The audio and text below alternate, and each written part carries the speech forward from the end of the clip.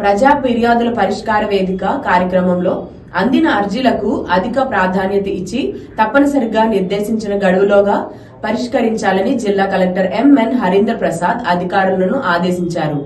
Kakinada collectorate లో జరిగిన జిల్లా స్థాయి పీజీఆర్ఎస్ కార్యక్రమానికి జిల్లా collector MN Harinder Prasad, joint collector Apurva Bharat, Kakinada commissioner NV Satyanarayana, Kakinada Peddapuram ఆర్డీఓలు S Mallibabu, N Sridhar, CPO P Trinath, DLDO Vasudevarao